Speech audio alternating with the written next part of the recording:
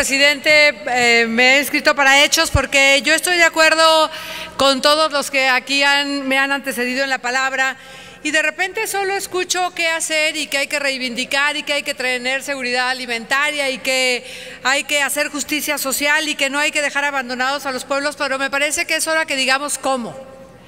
Y me parece que es hora que reunamos todas las iniciativas que hemos tenido y que este Poder Legislativo tenga la generosidad y la humildad de revisar lo que ha pasado, los datos que se tienen, los resultados de Coneval y saber qué es lo que nos falta,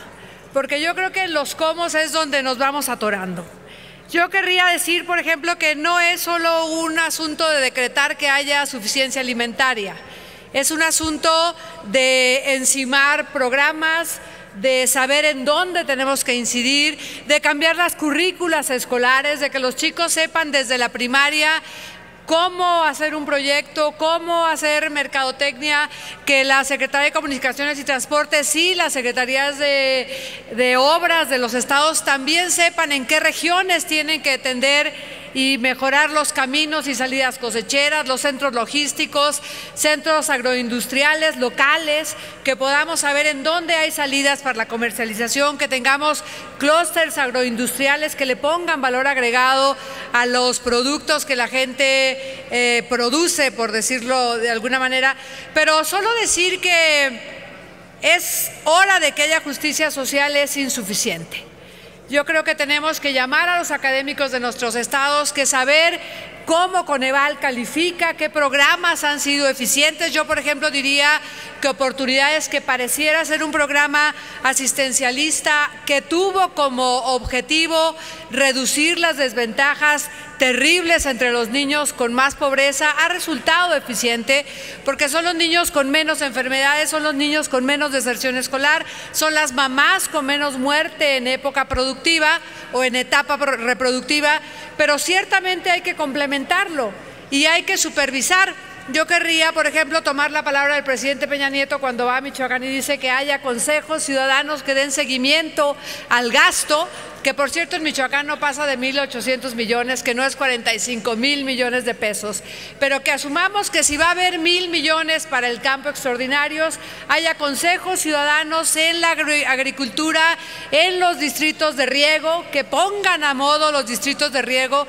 pero que tengamos supervisión. Que los estudiantes de la prepa y de la universidad también estén en el campo, que vuelvan a sus tierras de origen y que sean esos consejos que den seguimiento, que hacen los proyectos productivos, que se encadenan con el que produce, el que hace cajas, el que puede convertir solo la producción en agroindustria, que no sigamos diciendo que la merma de nuestros mangos es hasta de 70% porque no hay camioneta en que transportarlo, porque no hay un camino cosechero que los permita salir a flote, que tengamos el orgullo de decir tenemos clústeres locales, que digamos que nuestra gente es la más inteligente, es la que más disposición tiene para transformar su manera de trabajar, pero que estemos dispuestos a cambiar las currículas escolares, a que en nuestras regiones podamos encontrar la vocación regional, que no tengamos solo la discriminación de decir es mi estado. Yo, por ejemplo, diría a los amigos de Guerrero que tenemos un problema y una oportunidad en común,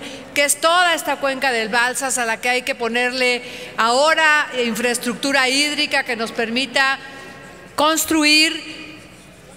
represas, pozos, riego, para que salgamos de esa miseria en la que estuvimos 70 años porque teníamos vedado tomar una sola gota de agua de la cuenca del Balsas y que hoy podemos construir infraestructura hídrica, pero tenemos que sumarnos todos. La educación, esa educación que ha de ser laica, pero también para la libertad y para la responsabilidad, y que tiene que hacer niños productivos, creativos, que se vinculen con la producción, que se vinculen con la mercadotecnia, adolescentes que puedan hacer proyectos,